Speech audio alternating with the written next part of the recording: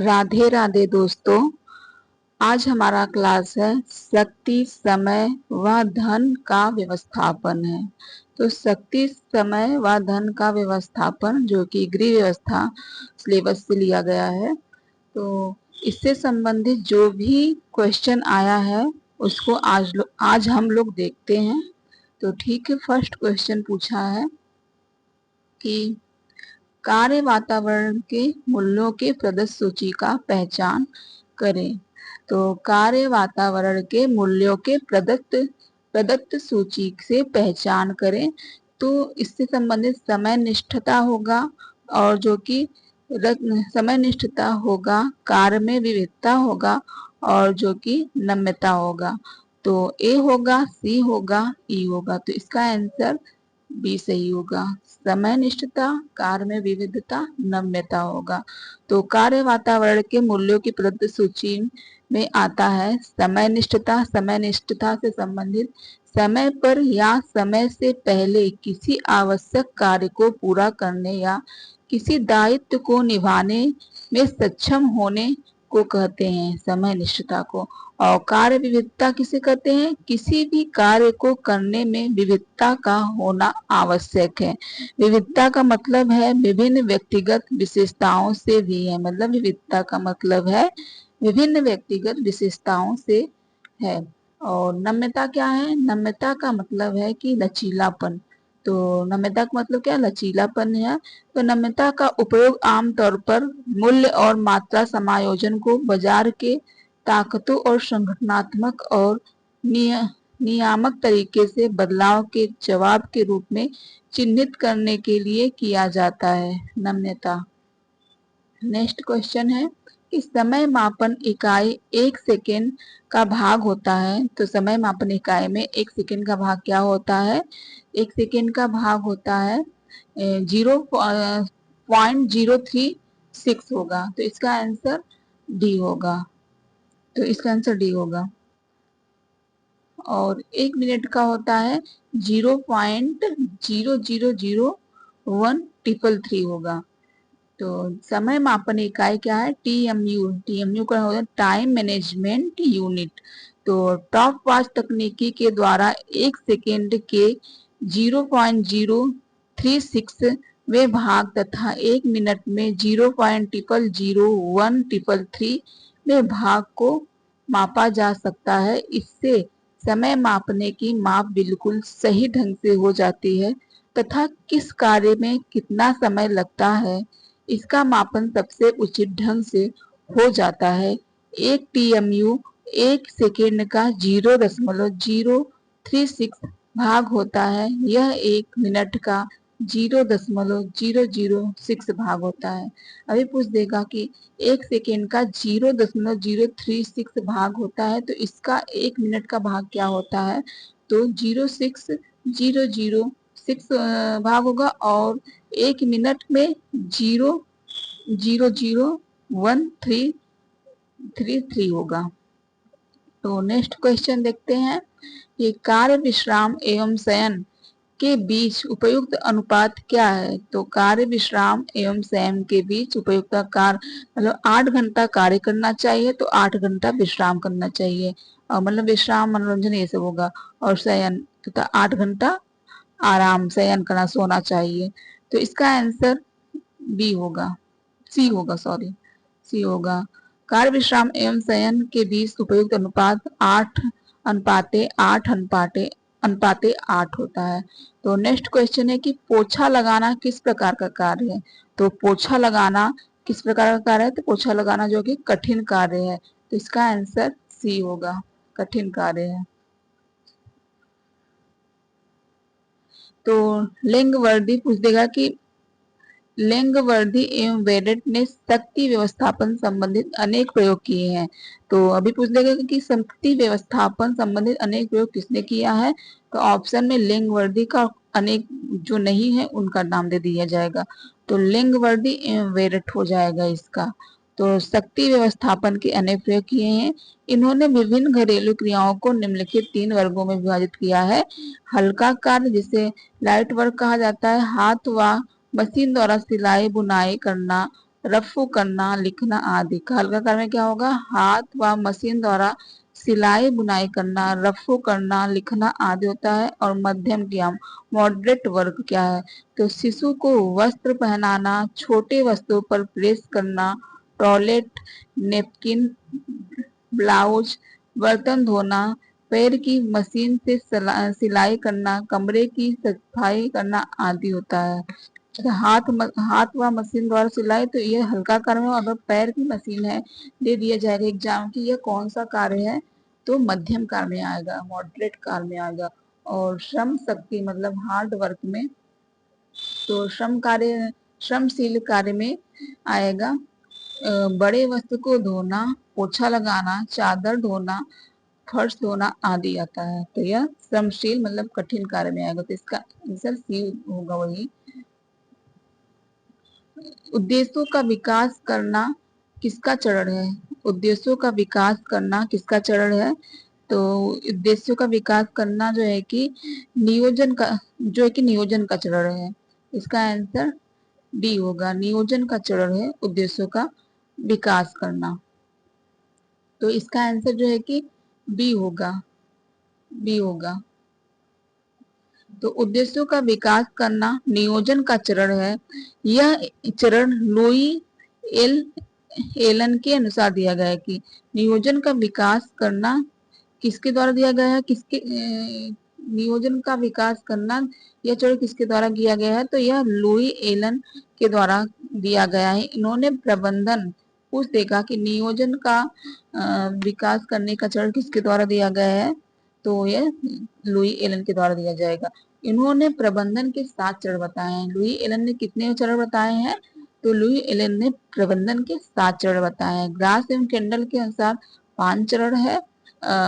पूछ देगा कि लुई एलन ने कितने प्रबंधन के चरण बताए, तो 7 चरण। और ग्रास और केंडल ने कितने चरण बताए, तो 5 चरण है।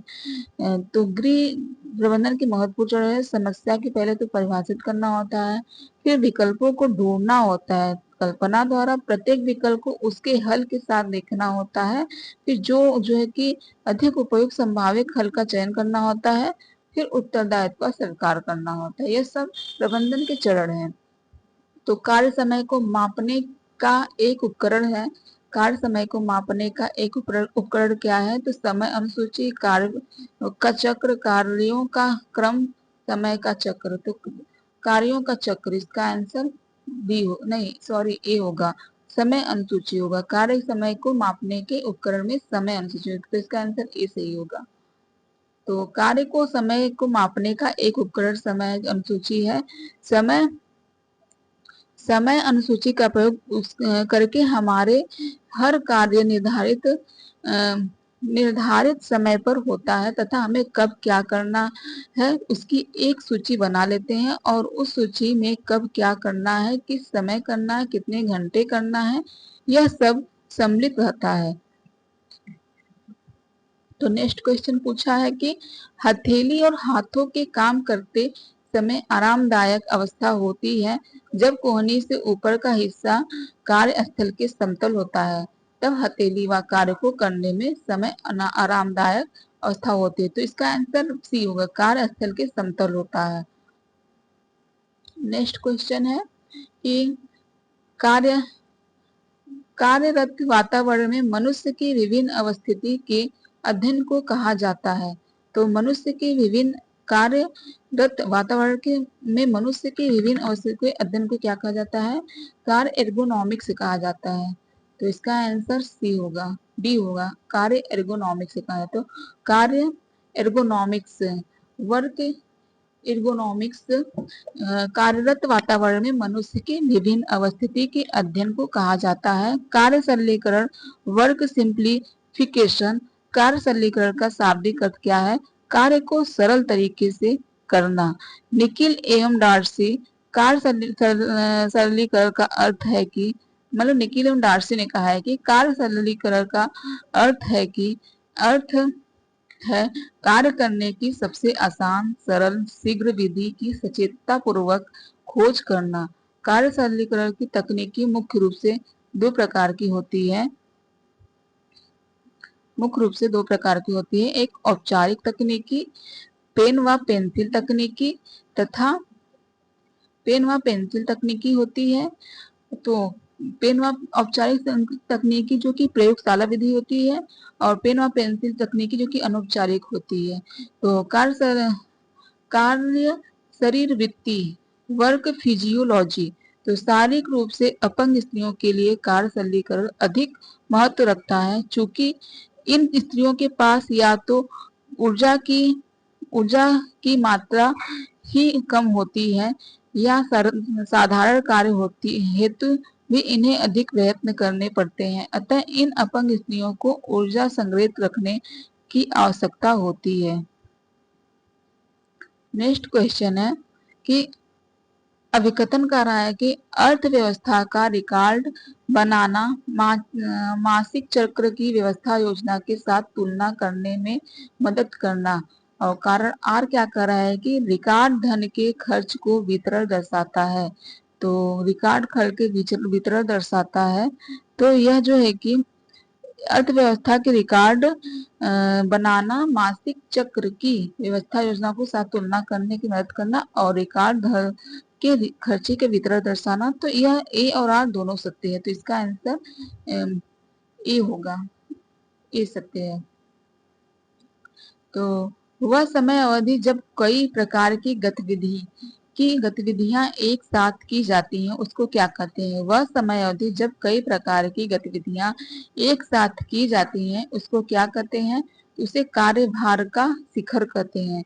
तो जैसे कि कई गतिविधियां एक साथ की जाती हैं तो शिखर ही कहा जाएगा ना, जो एक साथ ही किया जा रहा है, और वही रुक रुक कर किया जाए तो यह शिखर नहीं कहा जाएगा, कार्यभार का शिखर कहा जाएगा। तो इसका आंसर बी होगा। वह समय अवधि जब विभिन्न प्रकार की गतिविधियां एक साथ की जाती हैं तो इसको कार्यभार का शिखर कहा जाता है। आदर्श ज्ञान की सहायता से अत्यधिक भार को निर्धारित किया जा सकता है। अत्यधिक कार्य को समय मतलब पीक लोड दिन, सप्ताह, माह अथवा मौसम की निश्चित समयावधि में हो सकता है। यह अत्यधिक कार्य का समय ही अत्यधिक भार कहलाता है। कुछ गृहिणियों के लिए घर की साफ सफाई, वस्त्र धोना दिन में अत्यधिक कार्य भार का समय होता है। सप्ताह में बड़े वस्त्र धोना व प्रेस करना, मास में मासिक सफाई व वर्ष के विशेष समय में भोज्य पदार्थ का संग्रह अत्यधिक कार्यभार का समय होता है। गृहिणी को अपने व्यक्तिगत अत्यधिक भार के समय का ज्ञान होना आवश्यक होता है। इसके ज्ञान से वह अपने दैनिक समय योजना इस प्रकार बना सकती है कि भारी कार्य के पश्चात हल्के कार्य को स्थान दिया जाए। तो नेक्स्ट क्वेश्चन पूछा है कि निम्नलिखित में से गैर मानव संसाधन क्या है? तो निम्नलिखित में से गैर मानव संसाधन क्या है? जो मानव से संबंधित है उसे मानवीय संसाधन कहते हैं। जैसे ऊर्जा एवं समय ये मानवीय संसाधन है, और ज्ञान एवं रवैया ये मानव के द्वारा लिया जाता है, और कौशल एवं दक्षता ये भी मानव के द्वारा लिया जाता है। धन एवं समुदाय संसाधन तो ये मानव से अलग है, तो मानव से अलग, तो इसका आंसर सी होगा। तो यह गैर मानव संसाधन है। तो धन एवं समुदाय संसाधन गैर मानव संसाधन है।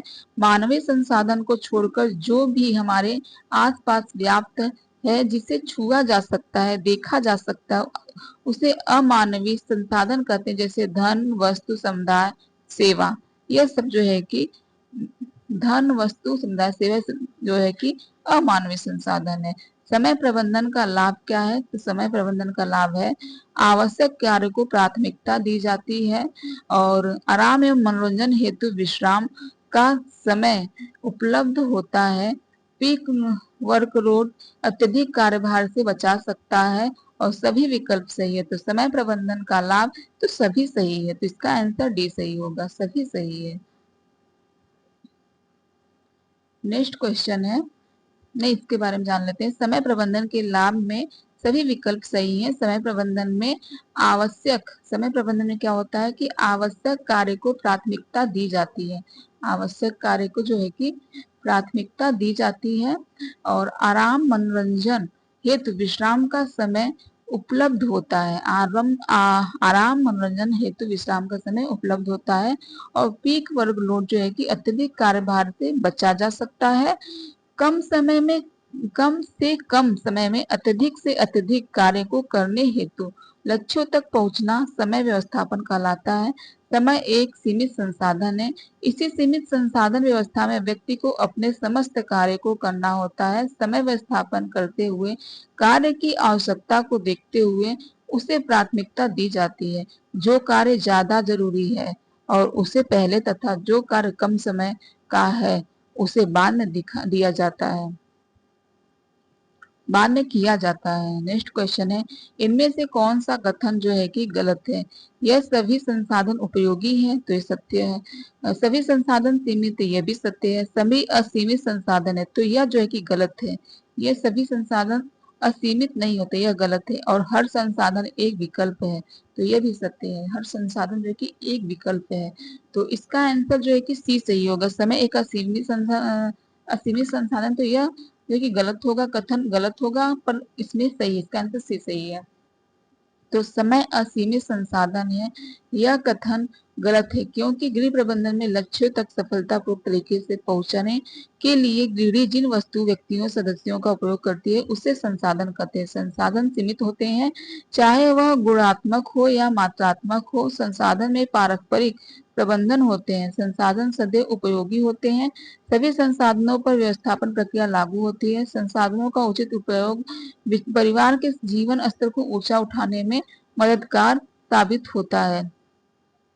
तो नेक्स्ट क्वेश्चन है कि अर्जित अभिप्रेरकों के अंतर्गत आते हैं। तो अर्जित अभिप्रेरकों के अंतर्गत क्या आते हैं? सहयोग, प्रतिस्पर्धा, आत्मरक्षक, भूख और प्यास, क्रोध और मन। तो अर्जित, तो सहयोग एवं प्रतिस्पर्धा जो कि अर्जित किया जाता है, जन्म से नहीं आता है। आत्मसंरक्षण, भूख और प्यास, क्रोध एवं ये जन्म की संबंधित होता है, और जिसे अर्जित किया जाता है सहयोग एवं प्रतिस्पर्धा। तो इसका आंसर बी सही होगा। तो अर्जित अभिप्रेरकों के अंतर्गत सहयोग और प्रतिस्पर्धा आते हैं। कुछ अभिप्रेरक ऐसे होते हैं जो व्यक्ति के समाज में रहने तथा सामाजिक एवं सांस्कृतिक वातावरण के प्रभाव के कारण निर्मित होते हैं। इन अभिप्रेरकों को ही अर्जित अभिप्रेरक कहते हैं। इन अभिप्रेरकों को सीखे हुए अभिप्रेरकों भी कहा जाता है, क्योंकि इनकी उत्पत्ति व्यक्ति के सामाजिकरण तथा शिक्षा ग्रहण करने से भी होती है। तो नेक्स्ट क्वेश्चन पूछा है कि मांसपेशियों में अत्यधिक लैक्टिक एसिड के जमा होने से शारीरिक थकान होता है, तो यह सत्य है, होता है। और कारण आर क्या कहता है कि यह कार्यकर्ता की मानसिक अभिवृत्ति से होने वाले कार्य के प्रति विरुचि में संबंधित है, तो यह भी सत्य है। ए और आर दोनों सत्य है, तो इसका आंसर सी सही होगा। सॉरी, ए और आर दोनों नहीं सत्य है। मांसपेशियों में अत्यधिक, ये तो सत्य है। यह कार्यकर्ता की मानसिक अभिव्यक्ति में होने वाले कार्य के प्रति अभिरुचि संबंधित है, तो यह गलत है, तो इसका आंसर ए सही होगा। नेक्स्ट क्वेश्चन है, अभिकथन ए कह रहा है कि एक गृहिणी अत्यंत सावधानी पूर्वक कार्य करती है तथा उसके सामान्य घरेलू क्रियाकलापों में एक प्राकृतिक लयबद्ध होता है, तो यह सत्य है। और कारण आर क्या कर रहा है कि लयबद्ध कार्य में प्रत्येक मांसपेशी को बारी बारी से तत्कालिक विश्राम का अवसर मिल जाता है, तो यह भी सत्य है। तो ए और आर दोनों सत्य, तो इसका आंसर डी सही होगा। तो एक एड़ी अत्यंत सावधानी पूर्वक कार्य कर रही है तथा उसके समान घरेलू क्रियाकलापों में एक प्राकृतिक लयबद्ध होती है। लयबद्ध कार्य में प्रत्येक मांसपेशी को बारी बारी से तत्कालिक विश्राम का अवसर मिल जाता है और वह अधिक कामों को कुशलतापूर्वक एवं थकान रहित कर सकती है। तो नेक्स्ट क्वेश्चन पूछा है कि वह कोई भी समय जो कर्तव्यों के निर्वाह के अलावा अन्य गतिविधियों में उपयोग किया जाता है उसे क्या कहा जाता है? वह कोई भी समय जो कर्तव्यों के निर्वाह द्वारा अन्य गतिविधियों में उपयोग किया जाता है, तो इसे क्या कहा जाता है? उसे फुर्सत कहा जाता है, फुर्सत से। तो इसका आंसर सी सही है, वो फुर्सत है। तो वह कोई भी समय जो कि कर्तव्यों के निर्वाह के अलावा अन्य गतिविधियों में उपयोग किया जाता है, अन्य गतिविधियों में तो उसे फुर्सत कहा जाता है। तो नेक्स्ट क्वेश्चन है कि श्रम साध्य काम के अंतर्गत निम्न में से क्या आता है? श्रम साध्य काम के अंतर्गत निम्न में से क्या आता है? तो श्रम साध्य काम के अंतर्गत निम्न में से आता है बुनाई करना, लेखन करना, साफ सफाई करना, इस्त्री करना। तो श्रम साध्य काम के अंतर्गत इस्त्री करना आएगा। तो इसका आंसर डी सही होगा, इस्त्री करना होगा। तो श्रम साध्य काम के अंतर्गत निम्न होता है, इस्त्री करना आता है। तो नेक्स्ट क्वेश्चन है कि कार्य विश्लेषण किस प्रकार से किया जाता है? कार्य विश्लेषण जो है कि किस प्रकार से किया जाता है? तो कार्य विश्लेषण जो है कि कार्य विश्लेषण किस प्रकार से किया जाता है? क्या नियत कार्य को संगठन करना, या आपेक्षिक हुनर की पहचान करना, या कार्य की प्रकृति से संबंधित सूचना का संग्रह करना, या कार्य के अंशों में बांटकर उनका मूल्यांकन करना। तो कार्य विश्लेषण जो है कि कार्य की प्राकृतिक से संबंधित सूचनाओं का संग्रह करना। तो इसका आंसर सी होगा, इसी प्रकार के अंतर्गत आता है। सॉरी, इसका आंसर जो कि अपेक्षित हुनर की पहचान करना। कार्य विश्लेषण किस प्रकार के क्या कहते हैं? अपेक्षित हुनर की पहचान करना। तो कार्य विश्लेषण अपेक्षित हुनर की पहचान कर के किया जाता है। जब तक किसी भी कार्य के अंदर हुनर की एक पहचान हो जाती है, उसके कार्य को विश्लेषण नहीं किया जा सकता। नेक्स्ट क्वेश्चन है कि श्रम के कारण थकावट अनुभव करने की शरीर की स्थिति को इनमें से क्या कहा जाता है? तो इनमें से क्या कहा जाता है? थकान कहा जाता है। इसका आंसर सी सही होगा। तो श्रम के कारण अनुभव करने के शरीर की स्थिति को इनमें से थकान कहा जाता है।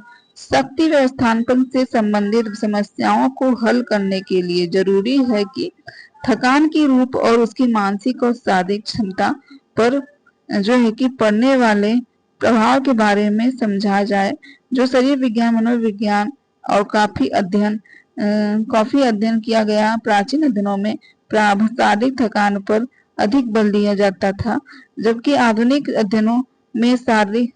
अध्ययनों में यह माना जाता है कि कई प्रकार के थकान के कारण और परिणाम मनोवैज्ञानिक थकान है, अर्थात पूर्व में किए गए कार्य के कारण थकान की शारीरिक अवस्था वह अवस्थाएं होती है जिसमें वर्तमान कार्य को करने की हमारी योग्यता कम हो जाती है।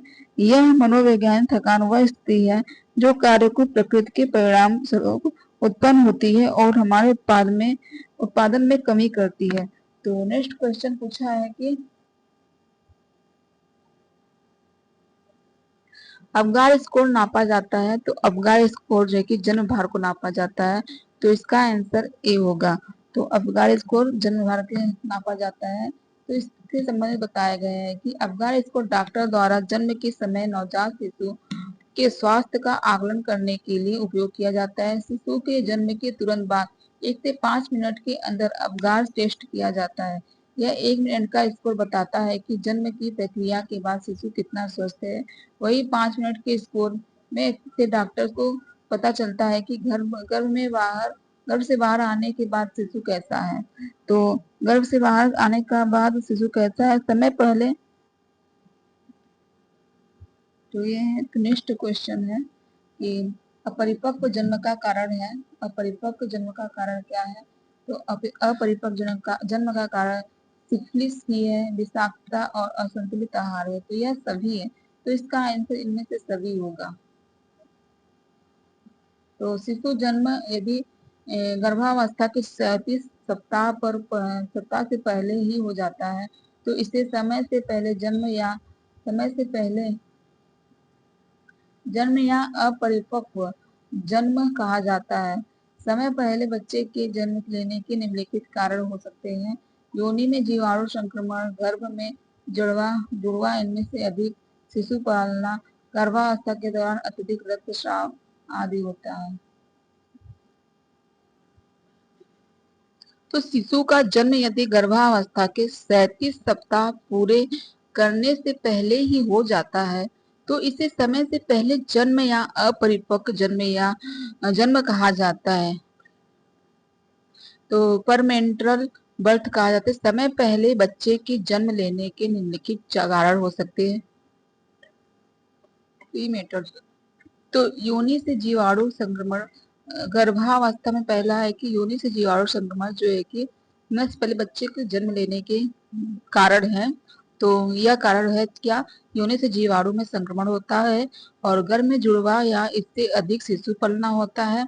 गर्भावस्था के दौरान अत्यधिक रक्तस्राव होता है और जो है कि गर्भावस्था की विकृति या असामान्यता, ग्रीवा की कमजोरी और गर्भपात करवाना, पानी की थैली जल्दी फट जाना, विषाक्तता, असंतुलित आहार, धूम्रपान व मादक पदार्थों का सेवन। तो नेक्स्ट क्वेश्चन है कि निम्नलिखित में से कौन सा व्यवस्थापन का चरण नहीं है। तो निम्नलिखित में से कौन सा व्यवस्थापन का चरण नहीं है, तो कार्यान्वयन जो कि व्यवस्थापन का चरण नहीं है, जो कि योजना, नियंत्रण, मूल्यांकन, ये सभी व्यवस्थापन का चरण है। और कार्यात्मक जो कि व्यवस्थापन का चरण नहीं है, तो इसका आंसर सी सही होगा। तो योजना बनाना, नियंत्रण करना, मूल्य करना, तीनों व्यवस्थापन के चरण हैं। क्या, योजना बनाना, नियंत्रण करना, मूल्यांकन करना, यह तीनों व्यवस्थापन के चरण है, जबकि कार्यात्मक व्यवस्था का चरण नहीं है। ग्रास एवं कैंडल के अनुसार गृह प्रबंधन निर्णयों की ऐसी श्रृंखला है जो पारिवारिक लक्ष्यों की प्राप्ति के लिए पारिवारिक साधनों के प्रयोग किया जाता है। इसकी प्रक्रिया 3 चरण बताए हैं ग्रास एवं कैंडल ने। नियोजन करना, आयोजन करना और नियंत्रण करना, मूल्यांकन करना तीसरे है, लास्ट में है। तो नेक्स्ट क्वेश्चन है कि कौन सा साधन प्रत्येक परिवार के पास एक सा होता है। तो समय जो कि सभी के साथ एक सा होता है। शक्ति किसी को कम होती है, किसी को कम, किसी को ज्ञान ज्यादा होता है, कम होता है, किसी को मुद्रा ज्यादा होता है, कम होता है। तो समय सबके एक समान है, जो जैसा यूज करे, कोई बहुत अच्छे से यूज करता है, कोई उसे फालतू ही बिता देता है। तो जैसे कि पढ़ाई, आप पढ़ाई कर रहे हैं तो अच्छा समय अपना यूज कर रहे हैं। जब वही आप पढ़ाई नहीं कर रहे हैं, किसी यूट्यूब में अलग अलग वीडियो देखने में आप अपना समय बिता दे रहे हैं। तो समय जो है कि सबके पास समान होता है, तो समय का कद्र करना सीख जाइए आप लोग। तो इसका आंसर ए सही होगा, समय। तो काम के बीच में आराम से तात्पर्य है। तो काम के बीच में आराम से तात्पर्य है कि क्या है, क्या काम पूरी तरह से रोकना होगा, आंशिक रूप से रोकना होगा, या कार्य तथा तनाव में से थोड़ी देर के लिए आजादी। तो इसका आंसर सी होगा, कार्य तथा तनाव से थोड़ी देर के लिए आजादी। तो काम के बीच में आराम से तात्पर्य है। तो हमारी मांसपेशियां जो कि आराम कर लेती हैं, जिससे लैक्टिक अम्ल नहीं जम पाता है, तो वह हमारे लिए सही होता है। तो नेक्स्ट क्वेश्चन पूछा है कि सूची 1 के में दिए गए मदों का सूची 2 में दिए गए मदों से मिलान करना है। तो कार्य निष्पादन किससे संबंधित है। तो कार्य निष्पादन जो है कि कैलोरी से संबंधित है। कार्य निष्पादन जो है कि कैलोरी से संबंधित है, तो इसका दूसरा हो जाएगा। और मांसपेशी थकान किससे संबंधित है। तो मांसपेशी थकान जो कि ईएमजी से संबंधित, किससे संबंधित है, ईएमजी से मांसपेशी थकान संबंधित है। और सहायता प्राप्त जीना किससे संबंधित है। तो वरिष्ठ व्यक्ति, सहायता प्राप्त जीना क्या है, वरिष्ठ व्यक्ति से संबंधित है। और गुरुत्वाकर्षण किससे है। गुरुत्वाकर्षण जो है कि मुद्रा ठवन होता है, मुद्रा या ठवन होता है। तो इसका 5वां होगा गुरुत्वाकर्षण। तो ए का जो है कि तीसरा होगा, बी का पहला, तीसरा पहला, चौथा पांचवा। देखते हैं कौन सा आंसर सही है, तीसरा पहला चौथा पांचवा। तो इसका आंसर सी सही होगा। तो नेक्स्ट क्वेश्चन देखते हैं, फिर से देख लेते हैं, रिपीट कर लेते हैं। कार्य निष्पन्नता क्या है, कैलोरी से संबंधित है। मांसपेशी थकान आईएमपी से संबंधित है। सहायता प्राप्त जीना वरिष्ठ व्यक्ति है। गुरुत्वाकर्षण मुद्रा ठगन होता है।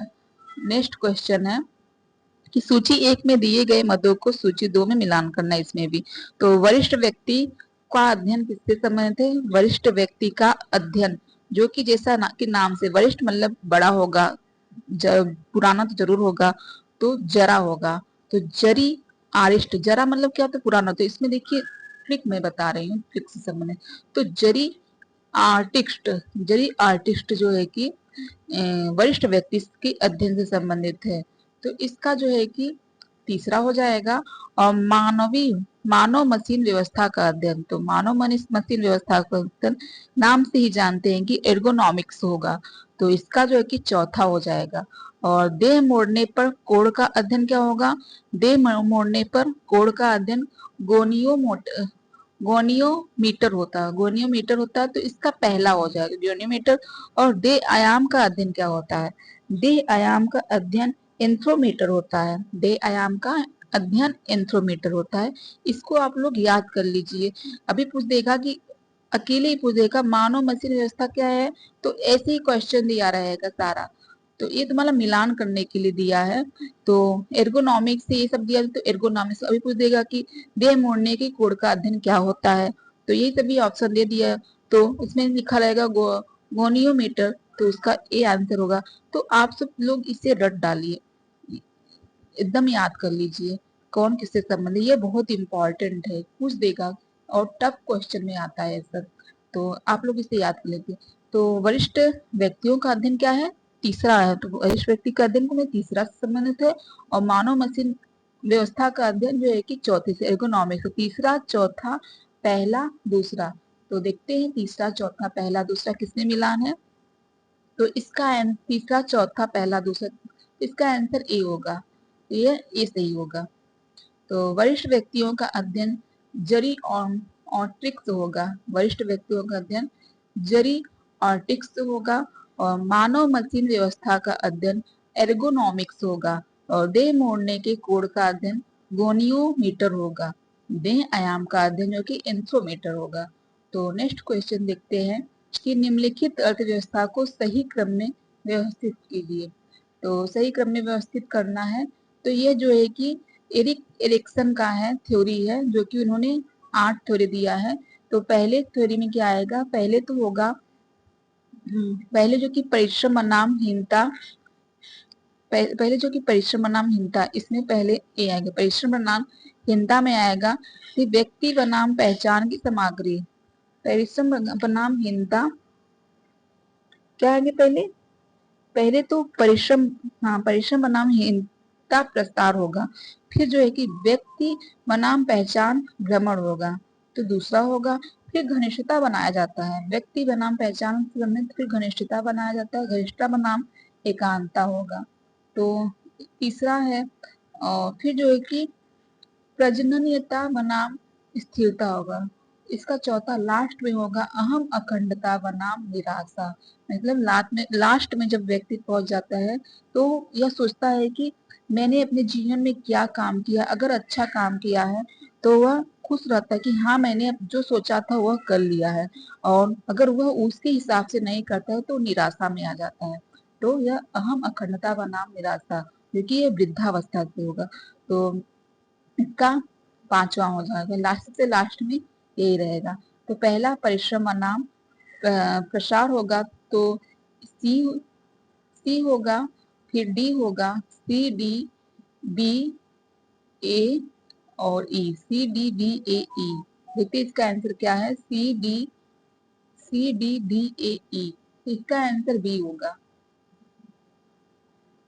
तो अवस्था का सही अनुक्रम इस प्रकार है: परिश्रम बनाम हीनता प्रसार, व्यक्तित्व बनाम पहचान भ्रमित, घनिष्ठता बनाम एकांकिकता, प्रजनीयता बनाम स्थिरता, अहम अखंडता बनाम निराशा। तो अभिकथन एक कह रहा है कि शारीरिक थकान तुलनात्मक रूप से अधिक कार्यभार अवधि में होने के अलावा अन्य स्थितियों में भी हो सकती है। तो शारीरिक थकान जो है कि तुलनात्मक रूप से अधिक थकान कार्य अवधि में होने के अलावा अन्य स्थितियों में भी हो सकती है, तो यह सत्य है। और आर क्या कर रहा है कि आर कह रहा है कि नापसंद कार्यभार निष्पन्न करना शारीरिक थकान का मुख्य कारण है। तो नापसंद कार्यभार निष्पन्न करना शारीरिक थकान का मुख्य कारण है, तो यह गलत है, यह कथन गलत है। तो ए सही है और आर गलत है। इसका आंसर देखते किस कौन सा सही है, तो ए सही है, ये सही है। और आर नहीं, ये सही मतलब वो भी सही है, मतलब कि सही स्पष्टीकरण है, व्याख्या नहीं कर रहा है। तो ए सही है, दोनों सही है मतलब, परंतु आर सही व्याख्या नहीं कर रहा है, इसका आंसर सी होगा। नेक्स्ट क्वेश्चन है, मानसिक थकान के प्रभाव हैं। तो मानसिक थकान के क्या प्रभाव हैं? तो ध्यान में कमी, प्रेरणा में कमी, मानसिक निष्पन्नता में वृद्धि, क्षतिग्रस्त अवबोध व सोच एवं सोच। तो मानसिक थकान के मुख्य कारण ध्यान में कमी होगा, प्रेरणा में कमी होगा और क्षतिग्रस्त अवबोध एवं सोच होगा। मानसिक निष्पन्नता में वृद्धि, तो वृद्धि जो कि मानसिक थकान में नहीं आता है, ये स्वस्थ होगा तो वही तो ये थकान नहीं कहा है, वृद्धि हो रहा है तो समझो थकान नहीं है मानसिक थकान, तो यह गलत है। तो ये जो है कि ये ध्यान में कमी हो जाती है, प्रेरणा में भी कमी हो जाती है और क्षतिग्रस्त अवरोध। तो पहला दूसरा चौथा किसमें है? तो पहला दूसरा चौथा, तो इसका आंसर बी सही होगा। तो मानसिक थकान के निम्न प्रकार है, तो वही है। तो नेक्स्ट क्वेश्चन है, कार्य अवस्था में सुधार हेतु भूमिका अदा करने वाले तत्वों की पहचान करें। कार्य अवस्था में सुधार हेतु भूमिका अदा करने वाले तत्वों की पहचान करना है। तो भूमिका अदा करने वाले तत्वों की पहचान करना है, पहले तो पर्याप्त रोशनी होनी चाहिए, पर्याप्त रोशनी होनी चाहिए, फिर गुड हाउस कीपिंग होनी चाहिए, गुड हाउस कीपिंग होनी चाहिए, फिर व्यक्तिगत सुरक्षात्मक उपकरण होना चाहिए, व्यक्तिगत सुरक्षात्मक उपकरण होना चाहिए। तो A B C, A B C होगा, इसका आंसर डी सही होगा। तो 150 डेसिबल तक आवाज जो है कि कार्य अवस्था में सुधार है तो भूमिका अदा नहीं करता है, तो डी जो है कि पहले तो गलत होगा, पहले ही जानेंगे, इसका आंसर डी सही होगा। तो नेक्स्ट क्वेश्चन है कि सूची 1 का सूची 2 में मिलान करना है। तो सूची 1 का सूची 2 में मिलान करना है, तो समय व्यवस्थापन का उपकरण क्या है? समय व्यवस्थापन का उपकरण पीक लोड है, तो इसका बी होगा। और समय प्रवाह की गति का दोहराव लय होता है, तो ऊपर नीचे होता है, तो समय प्रवाह की गति का दोहराव जो है कि लय होता है। और गति और समय का अध्ययन क्या है? गति और समय का अध्ययन क्या है? तो गति और समय का अध्ययन पाथवे चार्ट है। गति व समय का अध्ययन क्या है? तो पाथवे चार्ट है। तो इसका जो है कि ई हो जाएगा। और तंतु भौतिक क्षति, तंतु भौतिक क्षति में शारीरिक थकान होता है, तो इसका ए हो जाएगा। तो वे समय व्यवस्थापन का उपकरण, तो एक इसका बी होगा, ए का बी होगा और दूसरे का सी होगा, बी सी ई ए, बी सी ई ए। देखते हैं इसका आंसर क्या है, बी सी ई ए। तो इसका आंसर ए होगा, इसका आंसर ए हो जाएगा। तो समय व्यवस्थापन का उपकरण पीक लोड होगा, समय प्रवाह की गति का दोहराव लय होगा, गति और समय का अध्ययन पाथवे चार्ट, और तंतु भौतिक क्षति शारीरिक थकान होगा। तो सूची 1 में दिए गए संप्रेषण प्रकारों को सूची 2 में दिए गए उनके संबंधित कार्यकलापों के साथ सम्मिलित करना। तो सूची 1 का सूची 2 के साथ संबंध बनाना है। तो एकांकीकरण क्या है? तो एकांकीकरण जो है कि एकांकीकरण टीम निर्माण कार्यकलाप होता है, तो एकांकीकरण टीम निर्माण कार्यकलाप होता है। और अनुदेश क्या है? अनुदेश जो है कि बॉस का अपने अधीनस्थों को लिखना होता है, तो बॉस का अपने अधीनस्थों से लिखना होता है, तो इसका यह हो गया। और सूचना जो है कि चॉकलेट के एक नए प्रकार का विज्ञापन है। सूचना क्या है?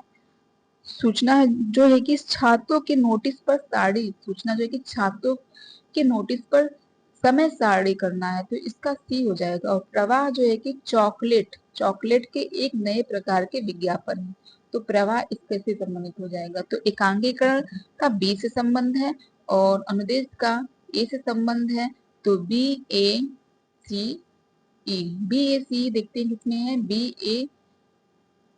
ए सी ई, तो इसका आंसर डी बी होगा, बी ए सी, इसका आंसर बी होगा। एकांकीकरण टीम का निर्माण कार्यकलाप होगा और अनुदेश जो है कि बॉस का अपने अधीनस्थों को लिखना होता है। सूचना छात्रों को नोटिस बोर्ड पर समय सारणी, प्रवाह चॉकलेट की एक नए प्रकार का विज्ञापन होता है। निम्नलिखित में से समय व्यवस्थापन के साधन है, निम्नलिखित में से समय व्यवस्थापन के साधन क्या है?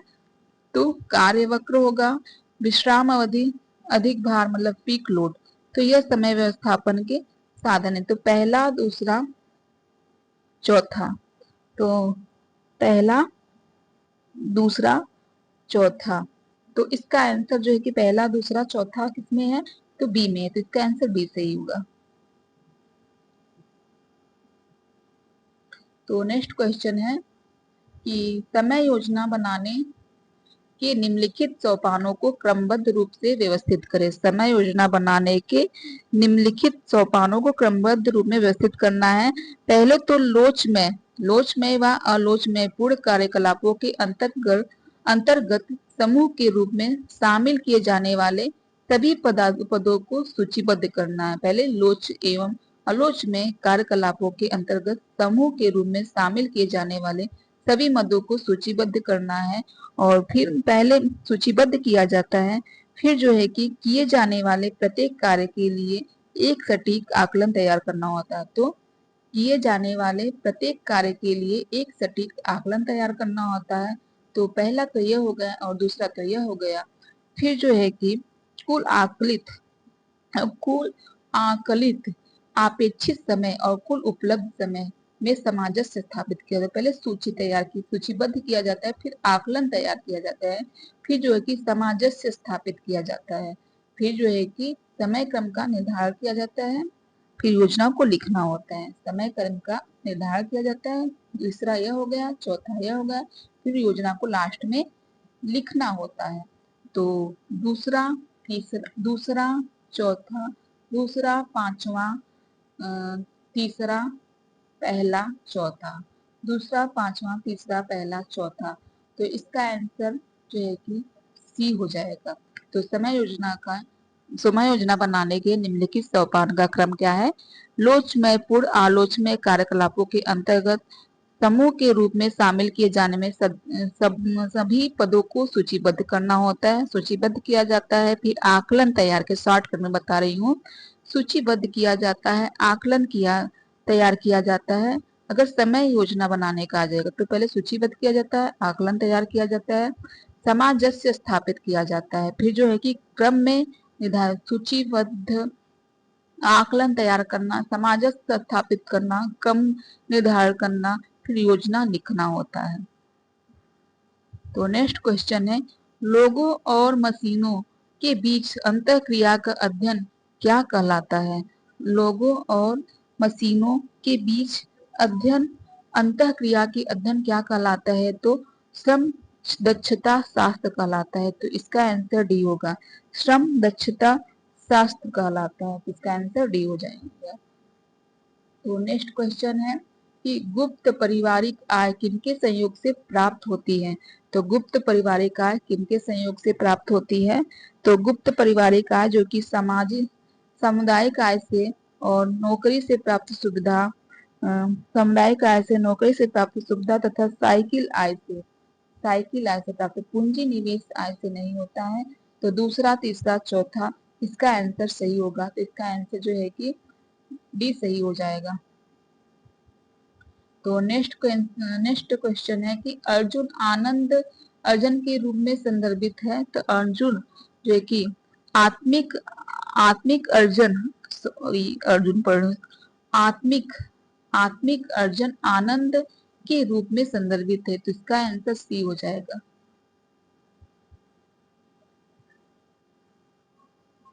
नेक्स्ट क्वेश्चन है कि व्यवस्थापन की योजना प्रक्रिया में शामिल चरणों को क्रम में लिखना है। तो व्यवस्थापन की योजना प्रक्रिया को शामिल चरणों को क्रम में लिखना है।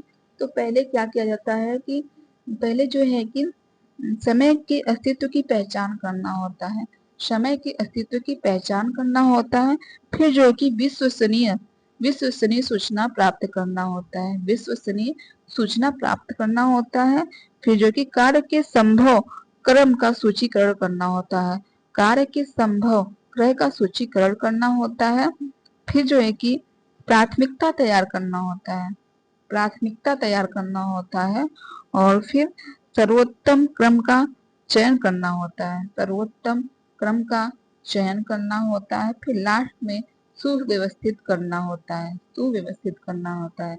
तो पहले तो हो जाएगा पांचवा, फिर दूसरा, तीसरा, मतलब पांचवा तीसरा पहला, पांचवा तीसरा पहला, दूसरा छठवां चौथा, पांचवा तीसरा पहला, पांचवा तीसरा पहला, दूसरा छठवां, तो इसका आंसर सी सही हो जाएगा।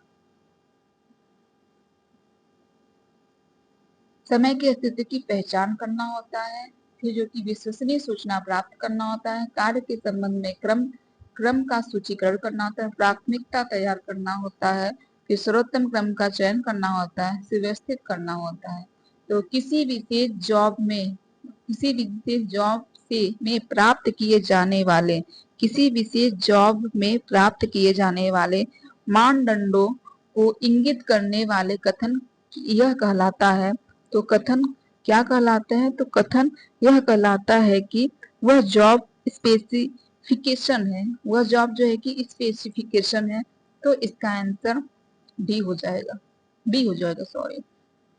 तो स्पेसिफिकेशन हो जाएगा। तो नेक्स्ट क्वेश्चन पूछा है कि अभिकथन कह रहा है कि गुरुत्वाकर्षण क्या है? तो गुरुत्वाकर्षण जो है कि विरुद्ध गति गुरुत्वाकर्षण के साथ जाने की गति, विरुद्ध गति गुरुत्वाकर्षण के साथ जाने की गति की तुलना में धीमी हो जाती है। तो की तुलना में धीमी हो जाती है। कारण आर करा है कि इसका उत्तम दृष्टांत कटी हुई सब्जी के नीचे के स्तर पर रखे बर्तन में गिराना होता है। इसका उत्तम दृष्टांत क्या? कटी हुई सब्जी के बर्तन में, कटी हुई सब्जी के नीचे के स्तर में रखे बर्तन को गिराना होता है। तो जो कि ए और तथा आर दोनों सत्य है, तो इसका आंसर डी हो जाएगा, ए और आर दोनों सत्य है। तो अभिकथन ए कह रहा है कि मानवीय इंजीनियरिंग एक एर्गोनॉमिक्स है जिसे मानवीय कारण भी कहा जाता है। मानवीय इंजीनियरिंग एक एर्गोनॉमिक्स है जिसे मानवीय कारण भी कहा जाता है और अध्ययन का केंद्र कर्मी की थकावट पर है, अध्ययन का केंद्र कर्मी की थकावट पर है। तो यह जो है कि ए और आर जो है कि दोनों गलत है। तो ए और आर दोनों गलत है, तो इसका आंसर डी हो जाएगा।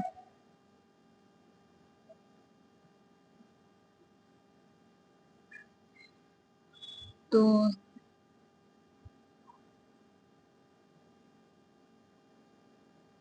मानवीय इंजीनियरिंग एक एर्गोनॉमिक्स है जिसे मानवीय कारण भी कहा जाता है, यह सत्य है और अध्ययन के केंद्र कर्मी की थकावट पर है, तो यह गलत है। तो इसका आंसर ए होगा।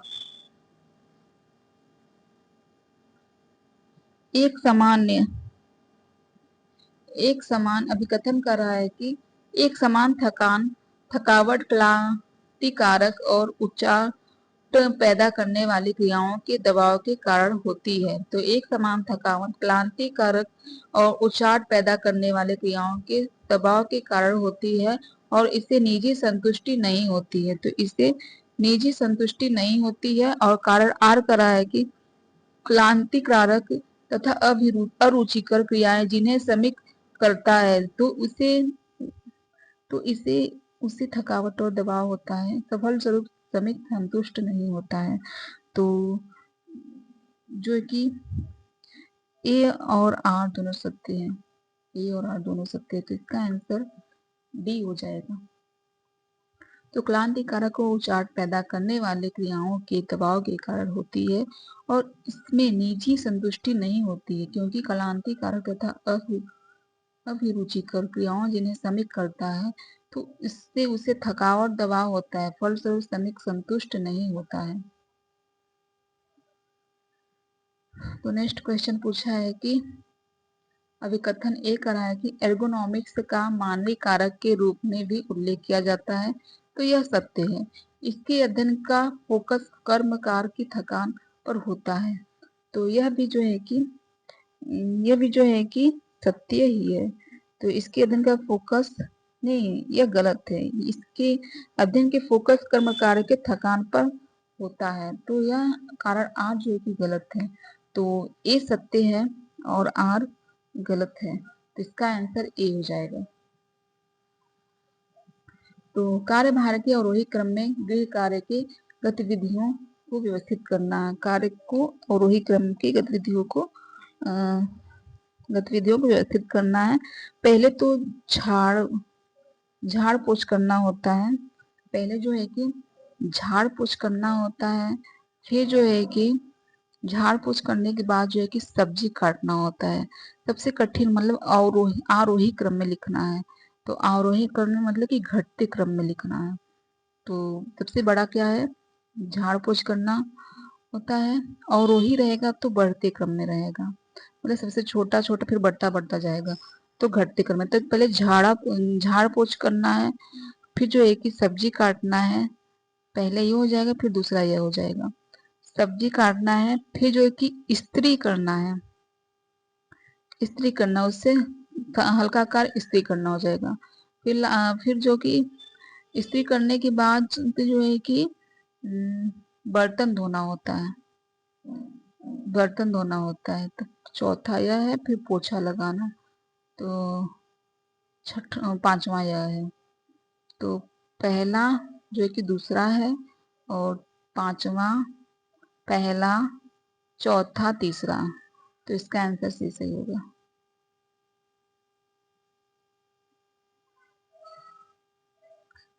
तो झाड़ पोछ करना, सब्जी काटना, इस्त्री करना, बर्तन धोना, पोछा लगाना, यह क्रम है इसका। तो निम्नलिखित में से कौन सा व्यवस्थापन के अगोचर उपकरण है? निम्नलिखित में से कौन से व्यवस्थापन के अगोचर उपकरण है? तो अगोचर उपकरण जो है कि नेतृत्व है, और संप्रेषण है, और निर्णय है। तो यह सब अगोचर उपकरण। तो पहला, तीसरा और पांचवा, पहला, तीसरा, पांचवा। तो इसका आंसर बी हो जाएगा। तो सूची 1 के साथ सूची 2 में सम्मिलित कीजिए। तो सूची 1 के साथ सूची 2 में सम्मिलित करना है। तो शक्ति जो है कि शक्ति में संगठनात्मक निधि होगा। शक्ति में संगठनात्मक निधि होगा, तीसरा होगा। और कमजोरी जो है कि कमजोरी क्या है? देयता की जिम्मेदारी है। देयता की जिम्मेदारी कमजोरी है। और अवसर क्या है? विकास की संभावना, रुकावट। तो अवसर क्या है? तो अवसर जो है कि विकास की संभावना है। तो विकास की संभावना है, और धमकी रुकावट है। ये रुकावट, अगर किसी को धमकी दे दी तो रुकावट में ही आएगा। तो शक्ति संगठनात्मक निधि है, तो ए का तीसरा हो जाएगा, और बी का चौथा। तो तीसरा चौथा किसमें है? तो बी में है। तो इसका आंसर बी सत्य होगा। शक्ति संगठनात्मक निधि है, कमजोरी देयता की जिम्मेदारी है, अवसर विकास की संभावना है, धमकी रुकावट है। तो नेक्स्ट क्वेश्चन है कि हथेली और हाथों के काम करते समय आरामदायक अवस्था वह होती है जब कोहनी की जरूरत, ऊपर की हिस्सा समतल होता है और शरीर बहुत समान होता है। तो लंबवत और शरीर की बहुत पास होता है। तो इसका आंसर होगा जब कोहनी की नहीं, हाँ, हथेली और मतलब कि कार्यस्थल के समतल होता है। तो कार्यस्थल से समतल होता है, तो इसका आंसर सी हो जाएगा। तो नेक्स्ट क्वेश्चन है कि भावनात्मक घटक का महत्व है। तो भावनात्मक घटक का क्या महत्व है? कार्य करने वाले व्यक्ति की भावनाएं, सही शारीरिक स्थिति, कार्य में लगने वाला समय। तो भावनात्मक घटक में यह सभी होगा। कार्य करने वाले व्यक्ति की भावनाएं, सही शारीरिक स्थिति, कार्य में लगने वाले समय। इसका आंसर डी हो जाएगा। तो कार्य सरलीकरण, अब कार्य सरलीकरण से पूछे गए क्वेश्चन है।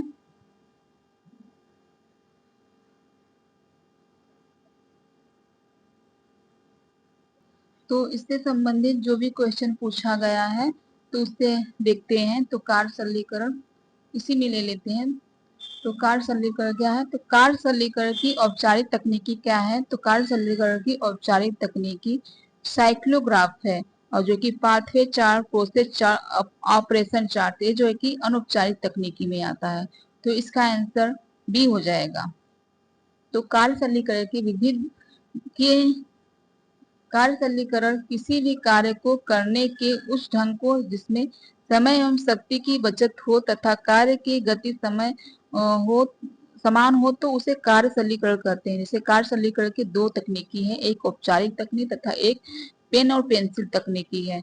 तो औपचारिक तकनीकी में आता है साइक्लोग्राफ, जिसमें कि रोशनी और बल्ब कंधे से हाथ की गति संबंधित होता है।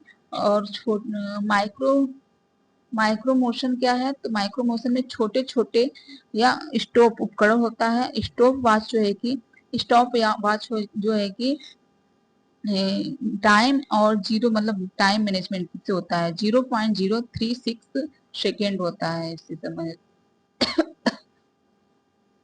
तो औपचारिक तकनीकी में यह है। और पेन पेंसिल तकनीकी में ऑपरेशन चार्ट आता है, प्रोसेस चार्ट आता है, पाथवे चार्ट आता है और मल्टीमैन चार्ट आता है।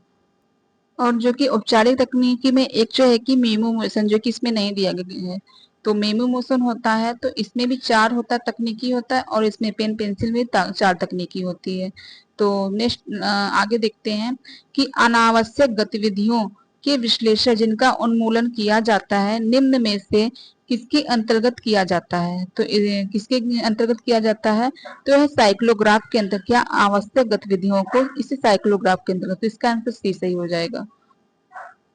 सॉरी, इसे इसे क्रोनोसाइक्लोग्राफी कहा जाता है। क्रोनोसाइक्लोग्राफी का आवश्यक गतिविधियों का विश्लेषण जिनका उन्मूलन किया जाता है, इनमें से इसके अंतर जो है कि क्रोनोसाइक्लोग्राफी में किया जाता है। इसका आंसर बी हो जाएगा, क्रोनोसाइक्लोग्राफी में किया जाता है।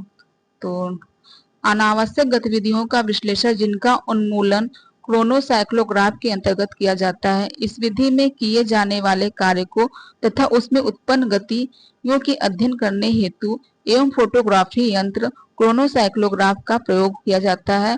इस क्रिया में जिस अंक का अध्ययन करना होता है उसे यंत्र को जोड़ दिया जाता है और यंत्र में बल्ब भी लगा रहता है और कार्यों के रिकॉर्ड करने हेतु कैमरा भी लगा होता है। गतिविधियों को बल्ब की रोशनी के द्वारा रेखीय चित्र के माध्यम से दर्शाया जाता है। यह जांच की जाती है कि कार्य को लयपूर्ण अथवा नहीं लयपूर्ण है अथवा नहीं। इस प्रक्रिया की कमी को ज्ञात करते हेतु हाथ के बीच की उंगली में एक छोटा बल्ब लगा दिया जाता है, जिससे कार्य की फिल्म तैयार की जा सके और अध्ययन किया जा सके। तो नेक्स्ट क्वेश्चन पूछा है कि निम्नलिखित में से कार्य सरलीकरण की औपचारिक तकनीकी है। तो औपचारिक तकनीकी में क्या है, तो पाथवे चार्ट, यह अनौपचारिक है। माइक्रो मोशन एनालिसिस, यह जो है कि औपचारिक तकनीकी है। तो इसका आंसर सी सही हो जाएगा। तो माइक्रो मोशन एनालिसिस जो है कि कार्य सरलीकरण की अनौपचारिक तकनीकी, जिससे किसी भी कार्य को करने के उस ढंग को जिसमें समय व शक्ति की बचत हो तथा कार्य की गति सामान्य हो, उसे कार्य सरलीकरण कहते हैं। तो नेक्स्ट क्वेश्चन देखते हैं कि और बताया इसके बारे में, किसी भी कार्य को करने में लगने वाले समय की कमी आ जाती है तो शक्ति व्यय कम हो जाता है। एक कार्य को आसान हो एक कार्य आसान हो जाता है। कार्य सरलीकरण में समय व शक्ति दोनों का विस्तृत रूप से व्यवस्थापन होता है। माइक्रो मोशन में क्रिया विशेष को छोटे छोटे चरणों में अध्ययन किया जाता है एवं प्राप्त परिणामों को तथा क्रिया से संबंधित गतियों का फिल्मी चित्रण तैयार किया जाता है। इस क्रिया में उपकरणों के प्रयोग पर भी विशेष ध्यान दिया जाता है, जिससे कार्यकर्ता की प्रत्येक गति का सही रिकॉर्ड तैयार किया जाता है। तो नेक्स्ट क्वेश्चन है कि प्रोसेस चार्ट में त्रिभुज का अभिप्राय क्या है। तो प्रोसेस चार्ट में त्रिभुज का अभिप्राय क्या है, तो यह रुकावट से संबंधित है। क्या है, त्रिभुज का क्या है, रुकावट से संबंधित है। तो इसका आंसर सी सही हो जाएगा, रुकावट से संबंधित है। तो प्रोसेस चार्ट त्रिभुज का अभिप्राय कार्य की रुकावट, इसमें प्रतीकों की सहायता से चार्ट का निर्माण किया जाता है। इसमें दो व्यक्ति, एक कार्य को करने वाला, दूसरा कार्य के चार्ट बनाने वाला होता है। दो व्यक्ति जो होता है, एक जो कि कार्य को करने वाला होता है और दूसरा कार्य को बनाने वाला होता है, की आवश्यकता होती है। इस प्रक्रिया से संपूर्ण की अपेक्षा गति को अधिक महत्व कार्य में सुधार के पश्चात का तुलनात्मक अध्ययन किया जाता है। इसमें कार्य के प्रत्येक चरण का अध्ययन करते हैं। एक स्थान से दूसरे स्थान जाना, कार्य करना, अवरोध, निरीक्षण, एक साथ दो कार्य का होना। तो नेक्स्ट क्वेश्चन है, अनावश्यक गति को हटाने के लिए नियत कार्य के संचालन के बहाव का चरणों को बहाव के चरण से चरणों का वितरण होता है। तो अनावश्यक गति को टालने के लिए नियत कार्य के संचालन के लिए बहाव के चरणों के वितरण होता है। तो प्रोसेस चार्ट में प्रत्येक चरण के अध्ययन के लिए पहले जो है कि जो जीरो दिया गया है, तो एक स्थान से दूसरे स्थान जाना होता है और बड़ा जीरो कार्य करना होता है, और जो त्रिभुज है तो यह अवरोध करता है, और जो वृत्ताकार है तो यह निरीक्षण करता है, और एक साथ दो कार्य होता है। छोटा जो है, जो छोटा बिंदु जो काला पूरा ब्लैक रंगा हुआ है, तो एक साथ दो कार्य करता है। तो नेक्स्ट क्वेश्चन है कि अनावश्यक गति को टालने के लिए नियत कार्य के संचालन के बहाव का चरण से चरण वितरण होता है। तो यह प्रक्रिया चार्ट होता है। इसका आंसर तब ए हो जाएगा। तो नेक्स्ट क्वेश्चन है, आदमियों द्वारा नतीजे पाना यह किसका वितरण है? तो आदमियों द्वारा नतीजे पाना यह प्रबंधन का वितरण है। तो इसका आंसर सी सही हो जाएगा। तो आदमियों द्वारा वितरण पाना, नतीजे पाना यह प्रबंधन का वितरण है। साधारण शब्दों में प्रबंधन का अभिप्राय विचार पूर्वक की गई गति व्यवस्था से, अर्थात प्रबंधन का अर्थ कार्य करने की उन विधियों से है जिसके द्वारा हम किसी भी परिस्थिति में समस्त उपलब्ध साधनों के सर्वोत्तम ढंग से उपयोग करते हैं, वह अपनी अपनी अधिकतम इच्छाओं की पूर्ति करने का प्रयास करते हैं। सरलीकरण वह मानकों पसंद करने का अत्यंत सरल और आसान काम करने का तरीका है। तो कार्य सरलीकरण होगा। तो इसका आंसर ए होगा। कार्य सरलीकरण मानकों पसंद करने का अत्यंत सरल और आसान काम करने का तरीका है। तो नेक्स्ट क्वेश्चन है कि 24 घंटे की अवधि के लिए आवश्यक बिजली की मांग न्यूनतम स्तर को क्या कहते हैं? 24 घंटे की अवधि के लिए आवश्यक बिजली की मांग के न्यूनतम स्तर को क्या कहते हैं? तो पीक लोड कहते हैं। तो इसका आंसर डी सही होगा। तो 24 घंटे की अवधि के लिए न्यूनतम स्तर की मांग को पीक लोड कहते हैं। पार्थवे चार्ट किससे संबंधित है? तो पार्थवे चार्ट जो है कि पिन और पार्थवे चार्ट किससे संबंधित है? तो पार्थवे चार्ट जो है कि पिन और धागा से संबंधित है। तो इसका आंसर बी सही हो जाएगा। तो पार्थवे इस विधि का प्रयोग सबसे पहले गिलबर्ट ने किसके द्वारा किया गया था? गिलबर्ट द्वारा दिया गया था। इस विधि में सबसे पहले मकान पर फ्लोर प्लान माप कर तख्ते पर बना लिया जाता है, फिर पिन एवं धागे की सहायता से ड्राइंग बोर्ड पर नक्शे में जिस स्थान में कार्यकर्ता मुड़ते हैं वहां पिन लगाई जाती है। तो नेक्स्ट क्वेश्चन पूछा है कि शिक्षा और प्रशिक्षण के अंतर्गत मुख्य आधार क्या है? शिक्षा और प्रशिक्षण के अंतर का मुख्य आधार क्या है? तो शिक्षा और प्रशिक्षण का मुख्य आधार है ज्ञान, कौशल, मनोवृत्ति, उपरोक्त सभी। तो इसका आंसर सभी होगा, सभी है। तो सटीक कार्य करने के लिए कार्यस्थल की ऊंचाई होनी चाहिए। सटीक कार्य करने के लिए कार्यस्थल की ऊंचाई होनी चाहिए। तो कोहनी की ऊंचाई के ऊपर, कोहनी की ऊंचाई के नीचे, कोहनी की ऊंचाई के बराबर, तो कोहनी की ऊंचाई के जो है कि ऊपर होनी चाहिए। तो इसका आंसर यह होगा। यह गलत होगा शायद से। सटीक कार्य करने के लिए कार्यस्थल की ऊंचाई कोहनी की ऊंचाई के ऊपर होनी चाहिए। इस अध्ययन के ऑपरेशन चार्ट में किया जाता है। यह चार्ट प्रोसेस चार्ट के समान होता है। अंतर केवल इतना होता है कि इसमें पूर्ण क्रिया का अध्ययन करके केवल एक विशिष्ट चयन का अध्ययन किया जाता है। तो एर्गोनॉमिक्स जिसे मजदूर कार्य क्षमता शास्त्र शब्द को ग्रीक शब्द एर्गोन और नॉमिक्स से बनाया गया है, जिसका मतलब क्या है? तो एर्गोन और नॉमिक्स से बनाया गया है। तो इसका मतलब क्या है? तो इसका मतलब जो है कि नैसर्गिक नियम के साथ काम करना या खड़े रहते काम करना, काम के साथ खड़े कोई भी नहीं, नैसर्गिक नियम के साथ काम करना। तो इसका आंसर ए सही हो जाएगा।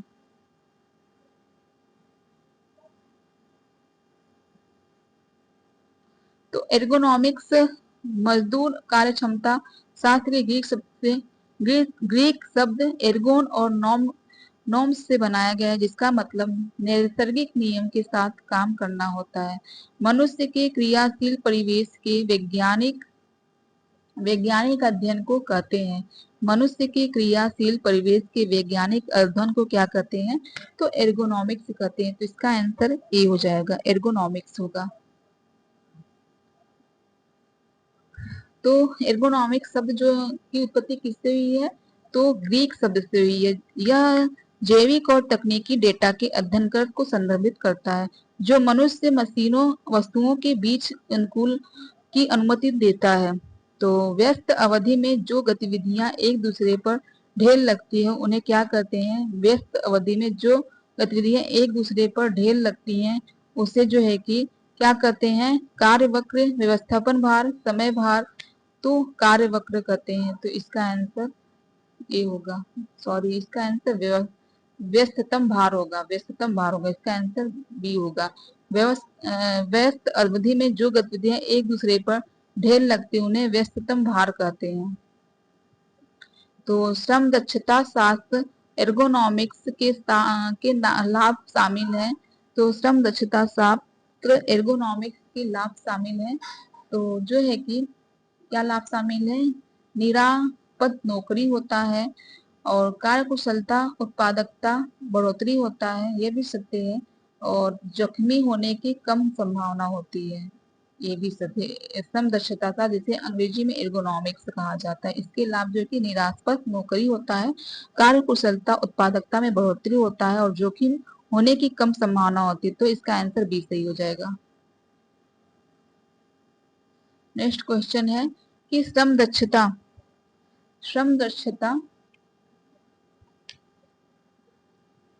क्या कह रहा है कि श्रम दक्षता मानव मशीन तथा कार्य वातावरण के बीच संबंधों के अध्ययन से संबंधित है। तो यह सत्य है। मानव मशीन तथा कार्य वातावरण के बीच संबंध के अध्ययन से संबंधित है, यह सत्य है।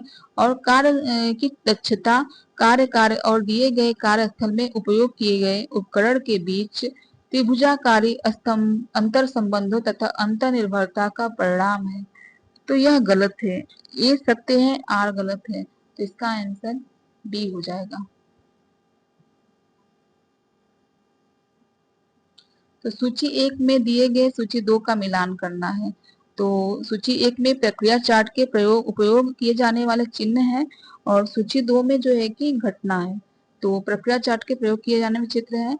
तो पहले तो इसको पूरा कर लेते हैं, बहुत बड़ा दिया गया है। पहले क्या है? पहले जो है कि जो बड़ा गोला जो दिया गया है, इसका संबंध क्या है?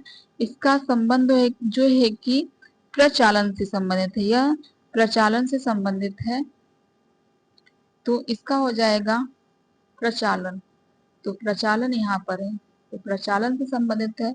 फिर जो है कि यह है, तो यह जो है कि भंडारण से संबंधित है। तो भंडारण से संबंधित, तो इसका जो है कि यह हो गया 8वां हो जाएगा, भंडार संबंधित है। और जो ऐसे दिया गया है, तो यह जो है कि परिवहन, निरीक्षण, उतार चढ़ाव, विलंब। हाँ, तो इसका जो है कि विलंब हो जाएगा।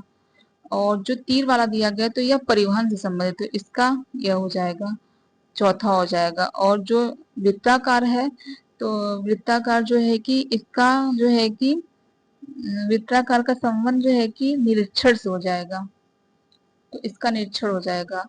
और जो कि यह गोला दिया गया है और तीर परिवहन वाला दिया गया है, तो इसका जो है कि निरीक्षण सह परीक्षण हो जाएगा। नहीं, निरीक्षण सह परीक्षण नहीं होगा, इसका होगा संक्रिय सह परीक्षण होगा, संक्रिय सह परिवहन होगा। हाँ, इसका यह हो जाएगा पहला, संक्रिय सह परिवहन हो जाएगा। और जो ये वृत्ताकार और उसके अंदर गोलाकार, तो गोलाकार का मतलब है प्रचालन होगा, और वृत्ताकार का मतलब है निरीक्षण होगा। तो इसका क्या होगा? निरीक्षण सह प्रचालन होगा, तो निरीक्षण सह प्रचालन होगा।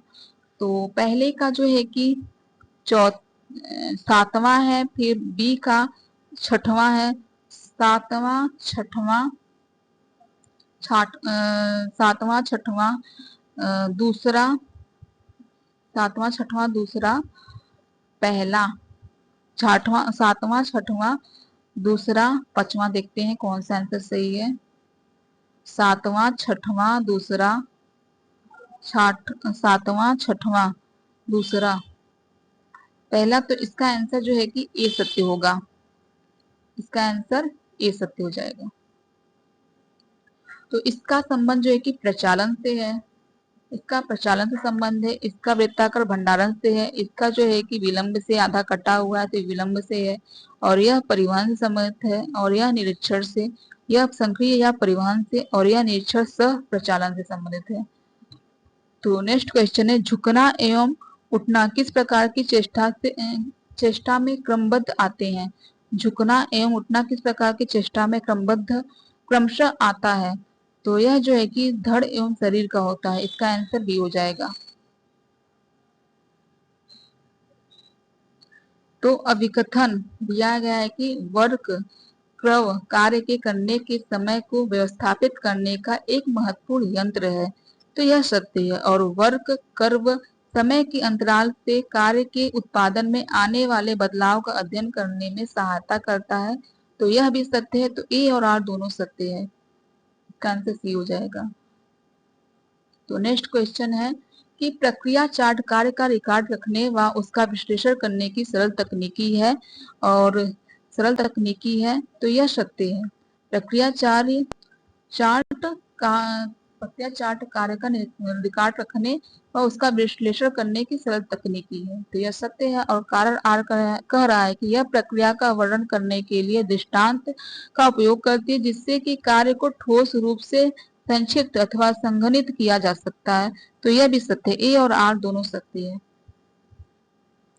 प्रक्रिया चार्ट कार्य का रिकॉर्ड रखने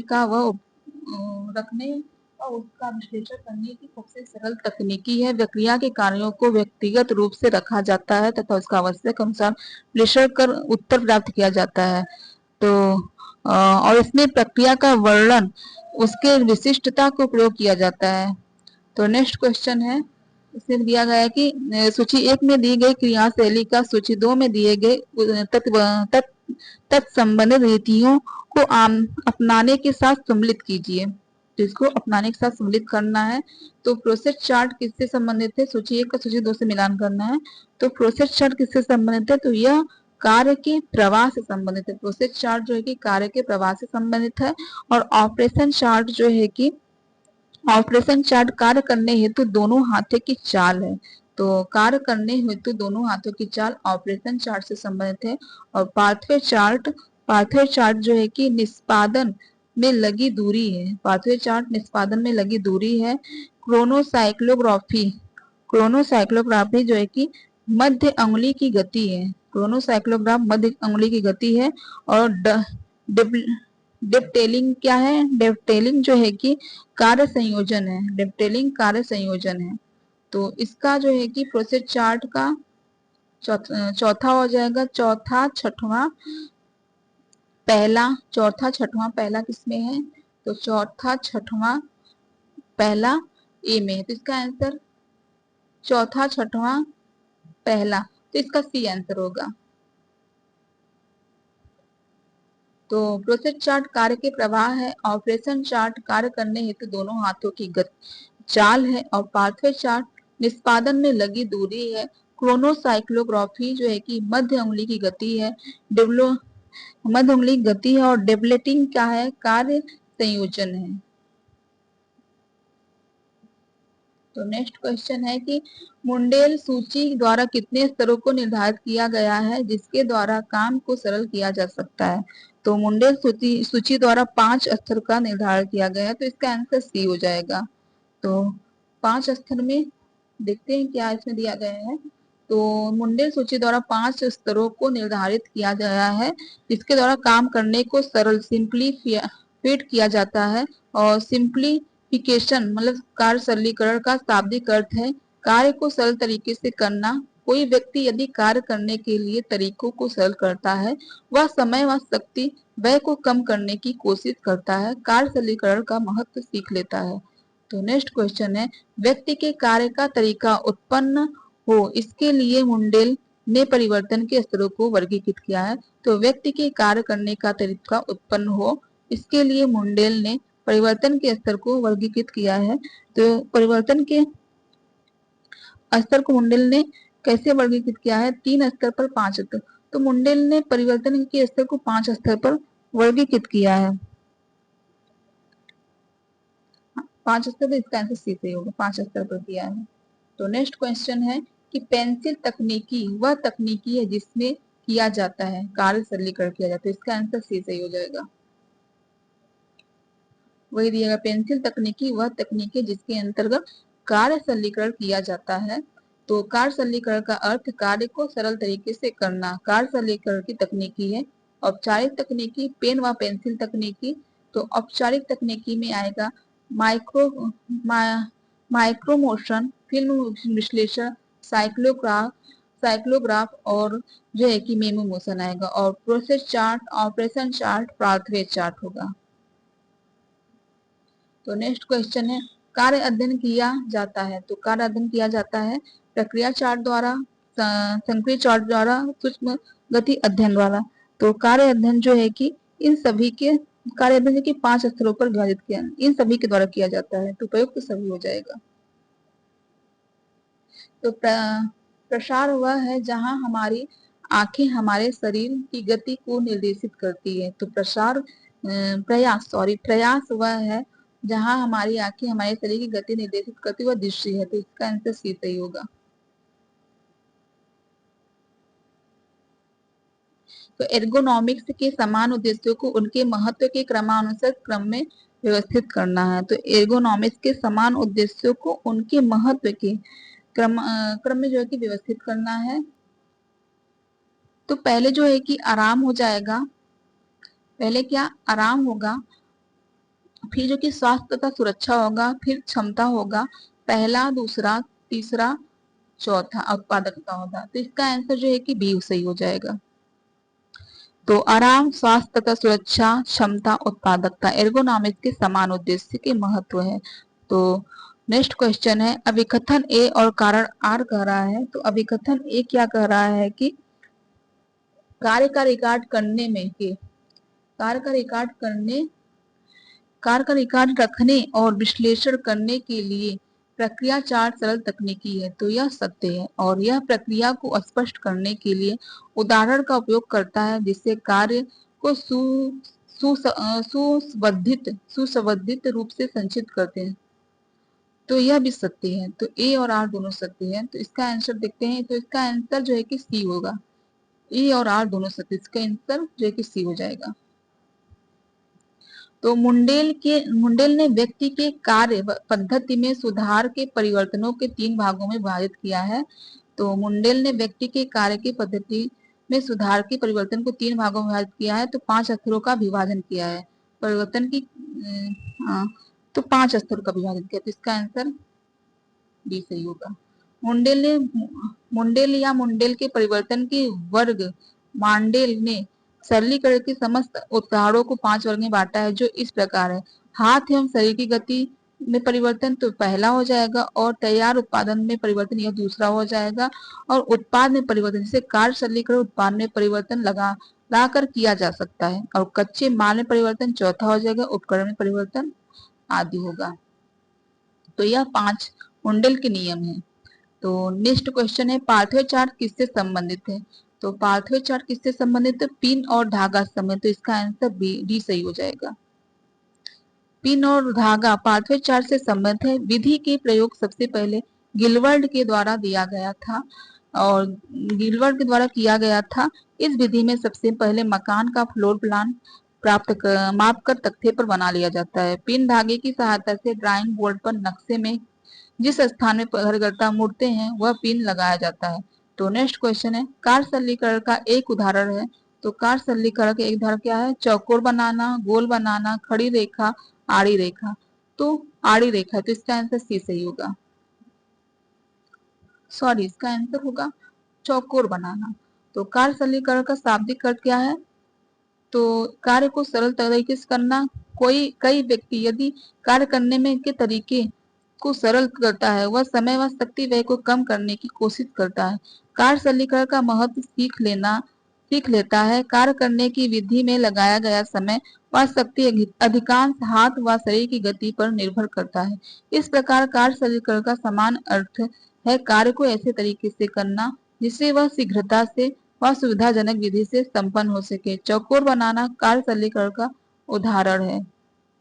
तो नेक्स्ट क्वेश्चन है कि मनुष्य तथा उसके कार्य संचालन पर्यावरण के वैज्ञानिक अध्ययन को क्या कहते हैं?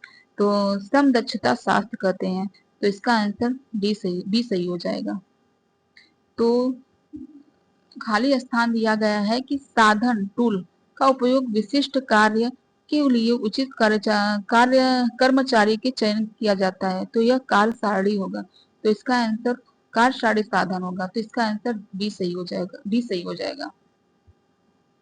तो नेक्स्ट क्वेश्चन है कि चलने के मार्ग चार्ट मतलब चलने के मार्ग चार्ट या पाथवे चार्ट ये पाथवे चार्ट है तो निम्नलिखित है प्रतीकों में से कौन सा विलंब की सूचना देने के लिए प्रयुक्त होता है? विलंब की सूचना देने के लिए प्रयुक्त होता है। तो यह सी है। तो इसका आंसर सी सही होगा। तो नेक्स्ट क्वेश्चन है कि मार्ग या पाथवे चार्ट के निम्नलिखित सोपानों को अनुक्रम में व्यवस्थित करना है। पाथवे चार्ट के निम्नलिखित सोपानों को जो है कि अनुक्रम में व्यवस्थित करना है। तो पहले जो है कि स्थान की योजना का चित्र बनाना होता है। स्थान की योजना का चित्र बनाना होता है। फिर जो कि नाखून डालकर ताने में जोड़ना होता है। तो इसमें अवलोकन के विश्लेषण पहले वही होगा, पहला ही होगा। तो नाखून डालकर तागे को जोड़ना होता है। नाखून डालकर तागे को जोड़ना होता है। या पहला तीसरा, तो पहला तीसरा किसमें है? तो पहला तीसरा ए में भी है, बी में भी है। और फिर जो है कि उसके बाद क्या किया जाता है? पर पुनरावर्तन कार्य के लिए सुझावों की चर्चा कर्मकार के साथ करना होता है। तो यह पांचवा होगा। तो पहला तीसरा पांचवा, पहला तीसरा पुनरुत पुनर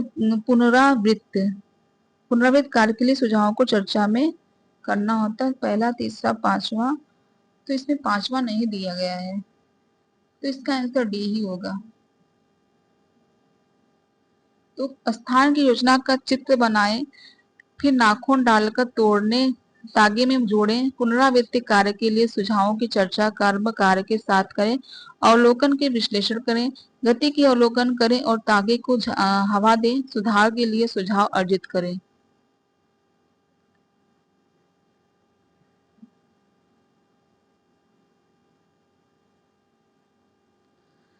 नेक्स्ट क्वेश्चन है समय तथा गतिविधि की कार्य सूची समय तथा गतिविधि के कार्य सूची तैयार करने में अपनाए जाने वाले सोपानों को सही क्रम में व्यवस्थित करें। तो पहले जो है कि पहले क्रम में क्या आएगा? पहले तो दिन भर में किए गए कार्य को सूचीबद्ध करना होता है।